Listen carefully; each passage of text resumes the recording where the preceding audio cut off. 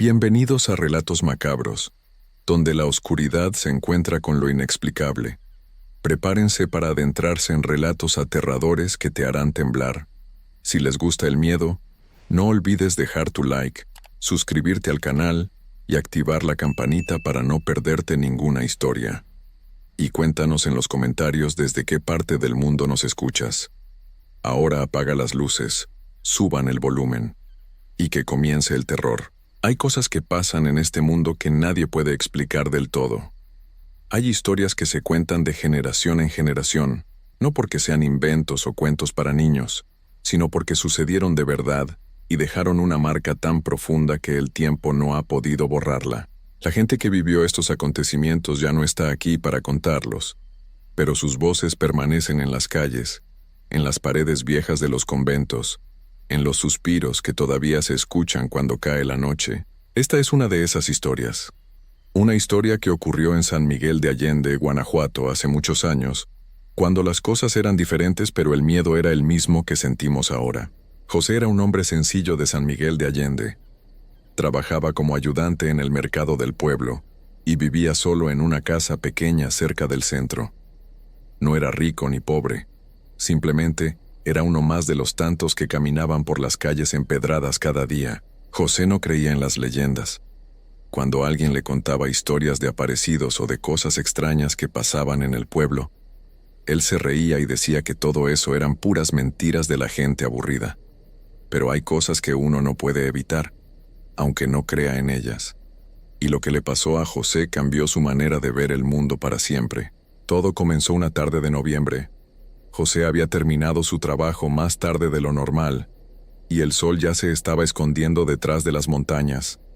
Las calles empezaban a quedarse vacías, y las sombras se hacían más largas. Decidió tomar un atajo por el callejón, que pasaba junto al antiguo convento de la Concepción, ese edificio enorme que todos conocían, pero que casi nadie visitaba de noche. El convento había sido construido hace muchos años por una mujer joven, que se había quedado huérfana, y que decidió dedicar su vida a Dios.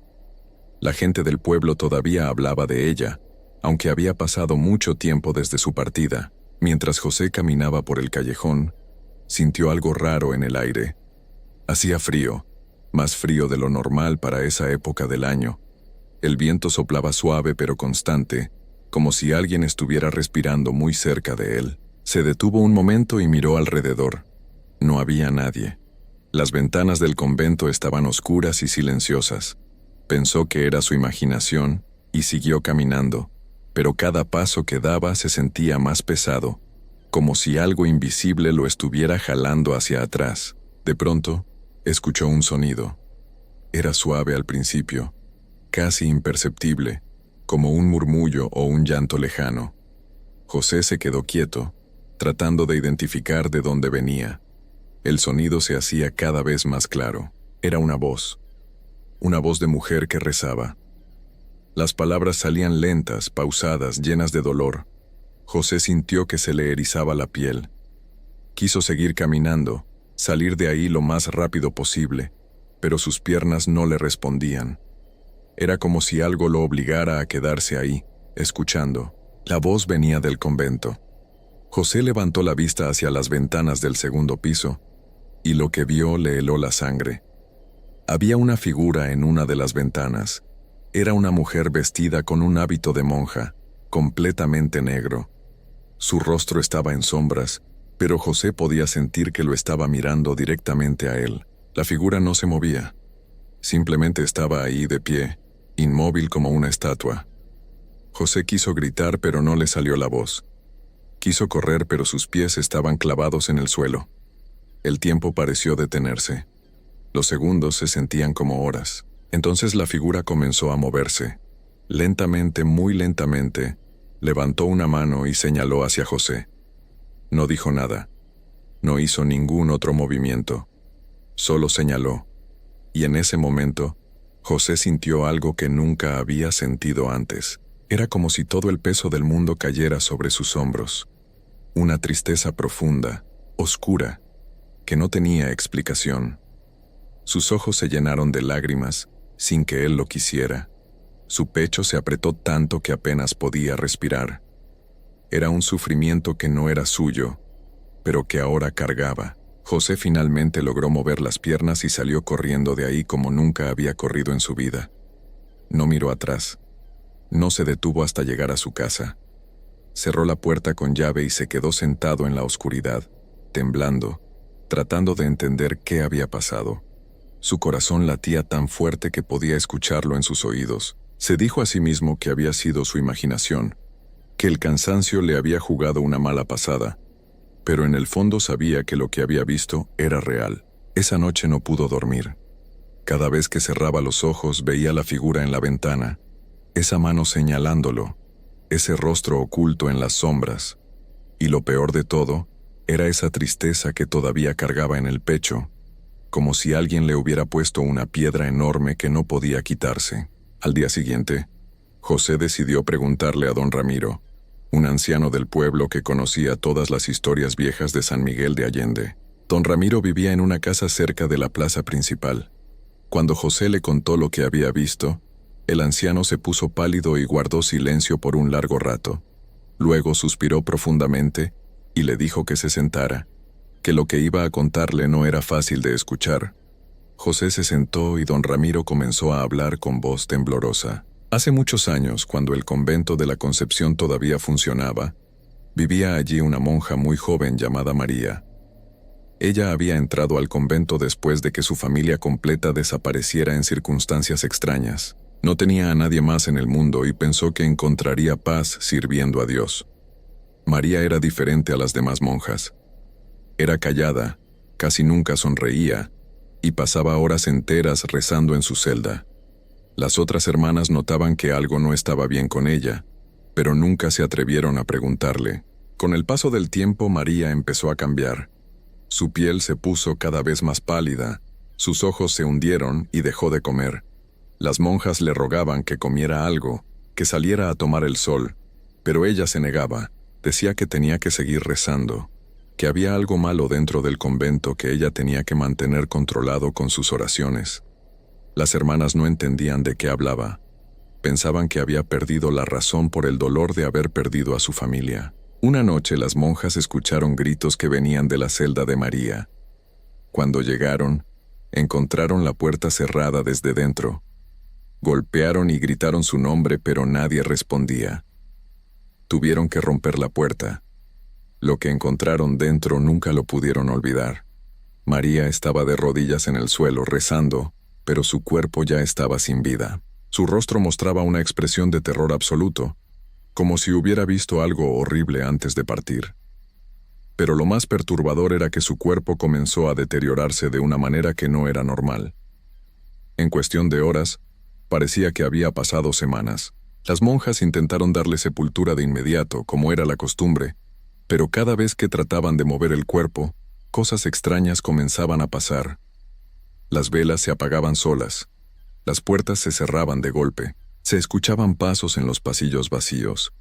Una de las hermanas juró que vio a María de pie en su celda, mirándola con esos ojos hundidos, aunque su cuerpo seguía en el suelo. El miedo se apoderó del convento. Finalmente decidieron dejarla ahí, en su celda, y sellaron la puerta con ladrillos. Nadie volvió a entrar a esa habitación. Pero los sucesos extraños no pararon. Cada noche se escuchaban rezos que venían del segundo piso, de la celda sellada. Las monjas que dormían cerca de esa área comenzaron a tener pesadillas horribles. Soñaban que María entraba a sus cuartos y se quedaba parada junto a sus camas, mirándolas sin decir nada, solo señalándolas con su dedo. Con los años, las monjas fueron abandonando el convento una por una. Todas sentían que algo las perseguía, que algo las observaba constantemente. El convento terminó cerrando sus puertas para siempre. La gente del pueblo evitaba pasar cerca de ahí, especialmente de noche, pero las historias continuaron. Muchos aseguraban haber visto a una monja en las ventanas del segundo piso, siempre en la misma posición, siempre mirando hacia la calle. Don Ramiro le explicó a José que la leyenda decía que María había visto algo terrible antes de su partida, algo que la ató a este mundo.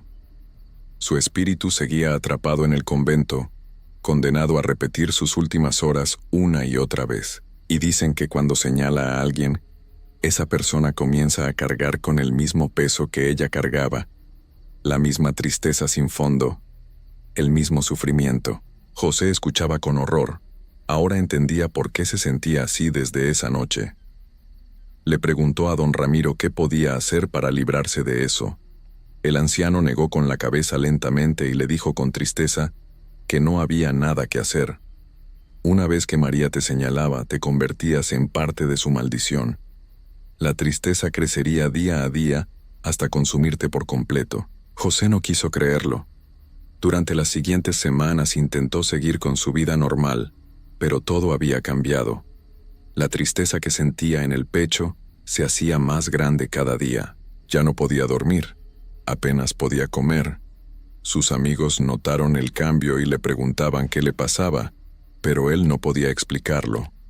¿Cómo podía decirles que estaba siendo perseguido por el espíritu de una monja que había dejado este mundo hace décadas? Comenzó a verla en otros lugares, no solo en el convento.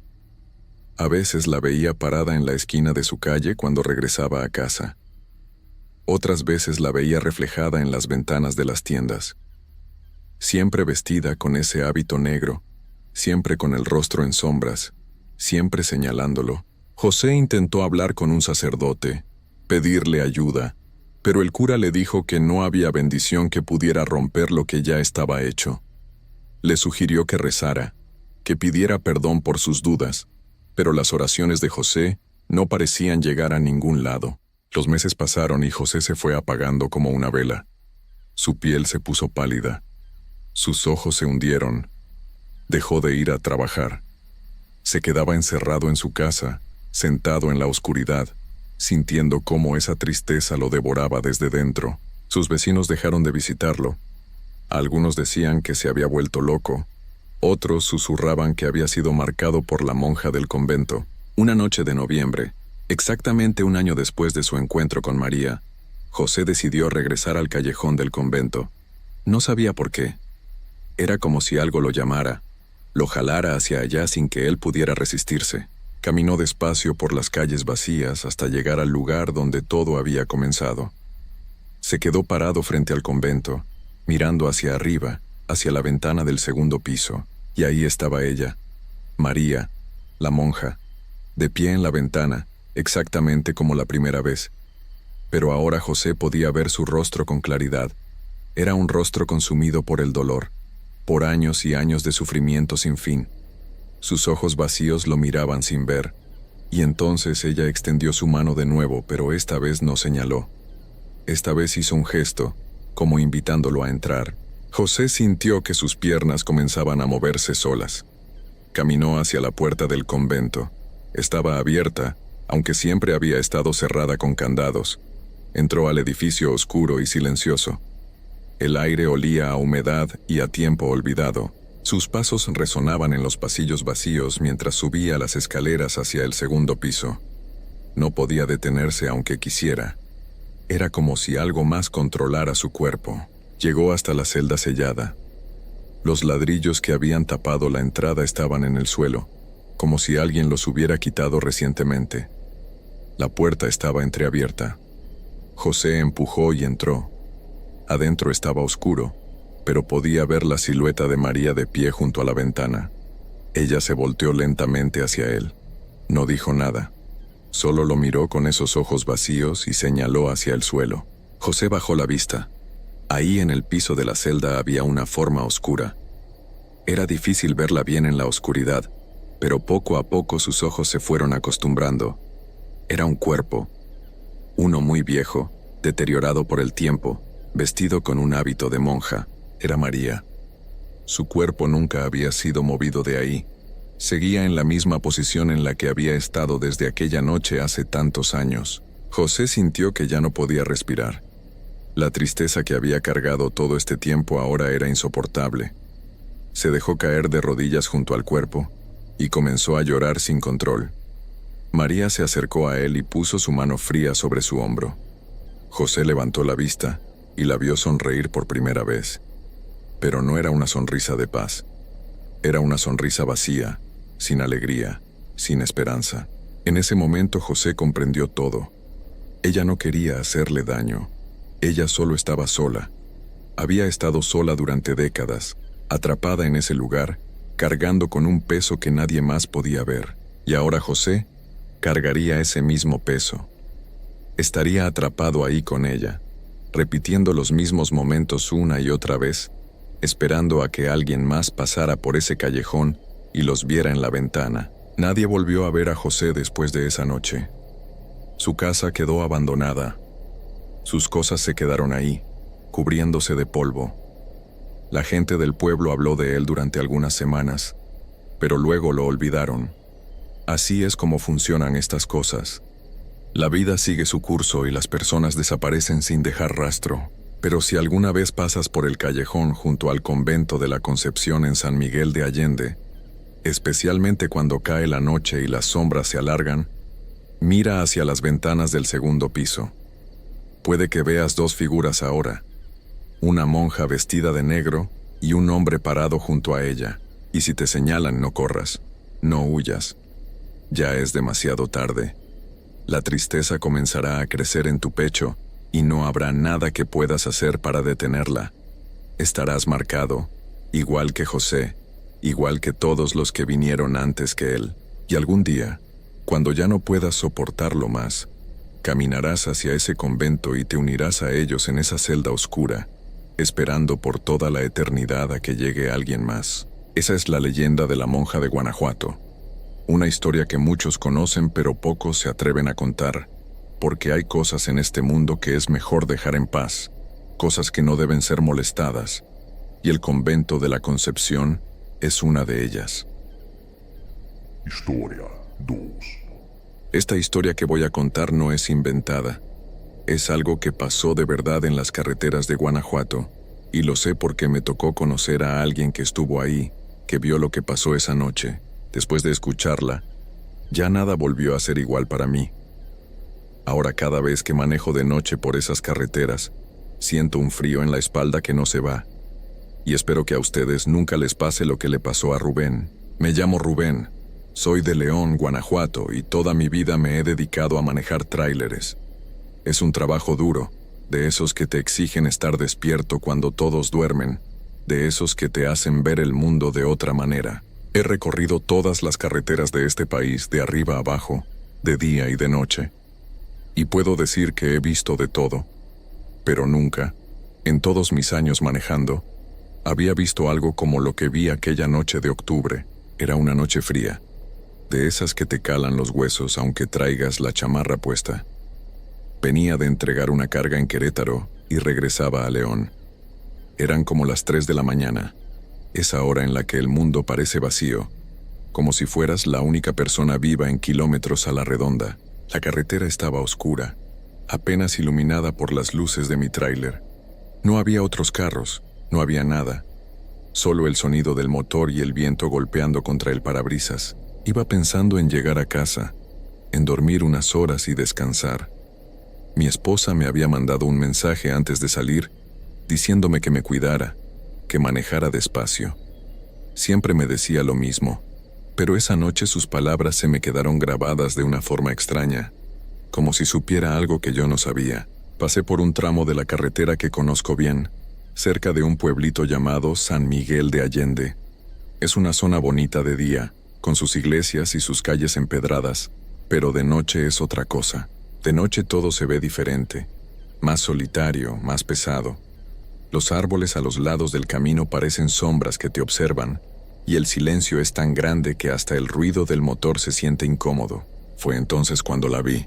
Al principio pensé que eran mis ojos, que estaba cansado y me estaba imaginando cosas. Pero no. Ahí estaba ella, parada en la orilla de la carretera, justo donde termina el pavimento y empieza la tierra. Una mujer vestida completamente de blanco. Su vestido era largo, le llegaba hasta los pies, y se movía con el viento aunque no había tanto aire. Tenía el pelo negro, largo, suelto, y cubría parte de su cara. Lo primero que sentí fue confusión. ¿Qué hacía una mujer sola a esas horas en medio de la carretera? Pensé que tal vez había tenido un accidente, que necesitaba ayuda. Disminuí la velocidad y me acerqué despacio, pero algo dentro de mí me decía que no parara, que siguiera de largo. Era una sensación rara, como cuando sabes que algo está mal pero no puedes explicar por qué. Cuando estuve más cerca, ella levantó la mano. Un gesto lento, como pidiéndome que me detuviera, y yo, como buen cristiano que soy, como alguien que ha ayudado a mucha gente en la carretera, puse el pie en el freno. Mi tráiler empezó a reducir velocidad. El sonido del motor cambió, y yo puse las intermitentes para hacerme a un lado. Pero justo cuando estaba por detenerme completamente, ella volteó a verme, y lo que vi me heló la sangre. No tenía cara. O mejor dicho, tenía cara, pero no era una cara normal. Era pálida, tan pálida que parecía brillar en la oscuridad. Sus ojos eran dos huecos negros, profundos, sin nada adentro, y su boca estaba abierta, como si estuviera gritando, pero no salía ningún sonido. Solo ese gesto congelado de dolor, de sufrimiento, de algo que no puedo describir con palabras. Sentí que el corazón se me iba a salir del pecho.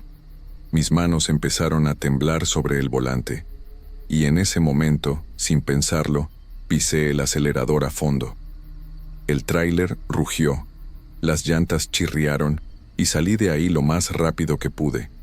No volteé atrás. No quería ver si me estaba siguiendo, si seguía ahí parada, si había desaparecido. Solo quería alejarme. Manejé sin parar durante casi una hora. Mi respiración estaba agitada, mi cuerpo temblaba, y no podía dejar de pensar en lo que había visto. Intenté convencerme de que había sido mi imaginación, de que el cansancio me había jugado una mala pasada. Pero yo sé lo que vi, y lo que vi era real. Cuando finalmente llegué a una gasolinera, me detuve para echarle gasolina al tráiler y para calmarme un poco. Había otros choferes ahí, tomando café, platicando. Me acerqué a uno de ellos, un señor mayor que parecía conocer bien la zona. Le pregunté si había escuchado algo raro sobre esa carretera, sobre apariciones o cosas extrañas. El señor me miró con una expresión seria y me dijo que sí, que muchos choferes habían reportado ver a una mujer de blanco en esa zona. Algunos decían que era el espíritu de una mujer que había perdido la vida ahí hace muchos años, en un accidente. Otros decían que era algo peor, algo que no tenía nombre. Me contó que varios conductores habían intentado ayudarla, pensando que estaba en problemas. Pero todos los que se detuvieron, todos los que bajaron de sus carros para ver qué pasaba, terminaron encontrándose con algo terrible. Algunos tuvieron accidentes justo después de verla. Otros simplemente desaparecieron por días, y cuando los encontraban, no recordaban nada o estaban en un estado que nadie podía explicar. El señor me dijo que tuviera cuidado, que si la volvía a ver no me detuviera por ningún motivo, que siguiera manejando y que no volteara atrás. Esa noche no pude dormir.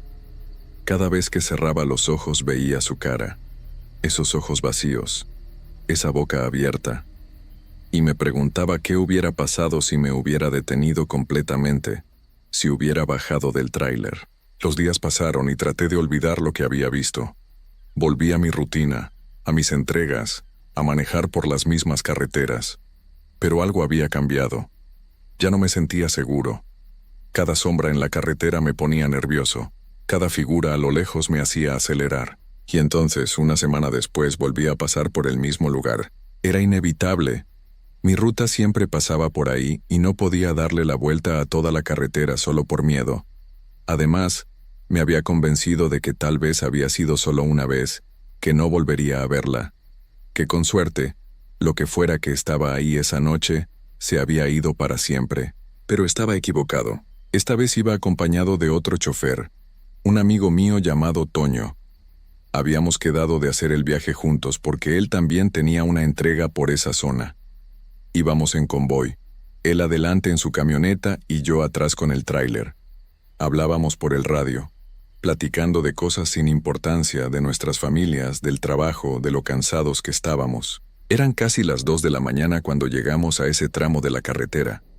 Mi corazón empezó a latir más rápido. Miré por el parabrisas, tratando de ver si había algo en la orilla del camino, pero todo parecía normal. Oscuro, vacío, silencioso. Pensé que tal vez esta vez no pasaría nada, pero entonces Toño habló por el radio. Su voz sonaba rara, como si estuviera asustado pero tratando de no demostrarlo. «Rubén», me dijo, «¿ves lo que yo estoy viendo?» Sentí un nudo en el estómago. «¿Qué cosa?», le pregunté, aunque en el fondo ya sabía la respuesta. «Hay una mujer en la carretera. Está parada ahí adelante, ¿la ves?». Entrecerré los ojos y miré hacia donde él iba manejando. Y ahí estaba. Otra vez. La mujer de blanco, parada exactamente en el mismo lugar donde la había visto la semana anterior. Su vestido ondeaba con el viento, su pelo negro cubría su rostro, y sus brazos colgaban a los lados de su cuerpo como si no tuviera fuerza para levantarlos. «No te detengas», le dije por el radio con la voz temblorosa. «Toño, pase lo que pase, no te detengas». Pero él no me hizo caso. Vi cómo las luces de su camioneta empezaron a disminuir velocidad. Las luces de freno se encendieron, rojas y brillantes en la oscuridad, y yo empecé a gritarle por el radio. «Toño, no, sigue manejando, no pares». Pero era demasiado tarde. Su camioneta se detuvo completamente, justo al lado de donde estaba la mujer. Yo también tuve que frenar para no chocar con él, pero me mantuve a unos metros de distancia, sin acercarme demasiado. Durante unos segundos no pasó nada. Todo estaba en silencio. Yo podía ver la silueta de Toño dentro de su camioneta, y podía ver a la mujer parada junto a su ventana. No se movía, solo estaba ahí, como una estatua. Entonces, de repente, la puerta de la camioneta de Toño se abrió. Mi sangre se congeló. No podía creer lo que estaba viendo. Toño estaba bajando del vehículo. Gritaba su nombre por el radio una y otra vez, pero él no respondía. Era como si no me escuchara, como si estuviera en trance. Lo vi caminar hacia la mujer. Sus movimientos eran lentos, como si estuviera sonámbulo. Y la mujer seguía ahí, inmóvil, esperándolo. Cuando Toño estuvo frente a ella, la mujer levantó la cabeza, y yo lo vi. Vi su rostro otra vez. Esa cara pálida, esos ojos vacíos, esa boca abierta en un grito silencioso. Pero esta vez, había algo más. Algo peor. Sus manos se levantaron lentamente y tocaron el pecho de Toño. En ese momento Toño empezó a gritar. Fue un grito desgarrador, lleno de dolor y de terror. Su cuerpo se sacudió como si algo lo estuviera jalando, como si algo invisible lo estuviera lastimando. Y la mujer seguía ahí, con las manos sobre él, sin moverse. Yo no sabía qué hacer. Mi instinto me decía que bajara, que lo ayudara, pero mi cuerpo no me respondía. Estaba paralizado del miedo, aferrándome al volante de mi tráiler, viendo cómo mi amigo sufría ahí afuera. Y entonces, tan rápido como había empezado, todo se detuvo. Toño dejó de gritar. Su cuerpo se quedó quieto como una marioneta sin hilos. Y la mujer desapareció. No caminó, no se fue. Simplemente dejó de estar ahí, como si nunca hubiera existido. Me tomó varios segundos reaccionar. Finalmente abrí la puerta del tráiler y bajé corriendo hacia donde estaba Toño. Estaba tirado en el suelo boca arriba, con los ojos abiertos mirando al cielo. Me arrodillé junto a él y le hablé, le grité, le sacudí los hombros, pero no respondía. Toqué su cuello buscando el pulso. Nada. Su piel estaba fría, tan fría como el hielo, y en su cara había una expresión que nunca voy a poder olvidar. Era una expresión de terror absoluto, como si hubiera visto algo tan horrible que su mente no pudo soportarlo. Llamé a emergencias. Llamé a la policía. Les dije lo que había pasado, aunque sabía que no me iban a creer. Y efectivamente, cuando llegaron, me miraron como si estuviera loco. Me preguntaron si había estado bebiendo, si estaba bajo la influencia de algo. Les mostré el radio. Les dije que podían revisar las grabaciones, pero no sirvió de nada. Los paramédicos revisaron a Toño y confirmaron lo que yo ya sabía. Ya no estaba con nosotros. No había señales de golpes, no había heridas, no había nada que explicara lo que había pasado. Los doctores dijeron que había sido un paro cardíaco, que su corazón simplemente se detuvo. Pero yo sé la verdad. Yo vi lo que pasó. En los días siguientes intenté contar la historia.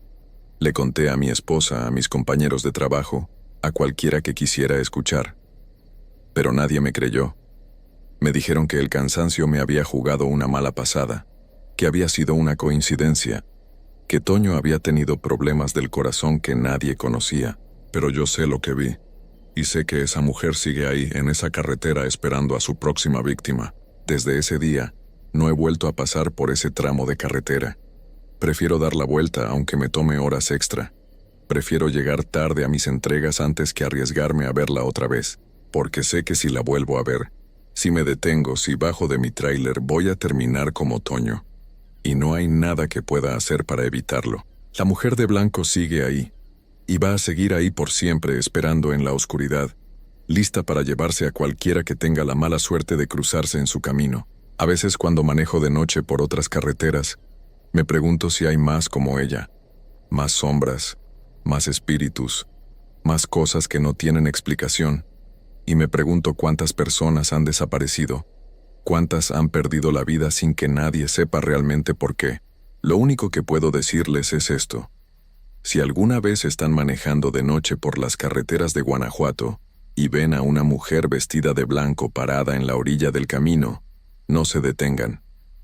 No importa qué tan desesperada parezca, no importa si parece que necesita ayuda, solo sigan manejando, no volteen atrás, y recen para que no sea demasiado tarde, porque una vez que ella pone sus ojos en ti, no hay escapatoria, y yo voy a tener que vivir el resto de mi vida sabiendo que pude haber salvado a Toño, que si le hubiera contado antes lo que vi, si le hubiera advertido con más fuerza, tal vez seguiría vivo, pero no lo hice, y ahora cargo con esa culpa todos los días. Cada noche, cuando cierro los ojos, veo su rostro, veo esos ojos vacíos, esa boca abierta, esas manos pálidas, y escucho los gritos de Toño resonando en mi cabeza, gritos que nunca van a desaparecer. La carretera se llevó a mi amigo, y yo sigo aquí, manejando, viviendo, pero sin poder olvidar, sin poder dormir, sin poder estar en paz, porque sé que ella sigue ahí,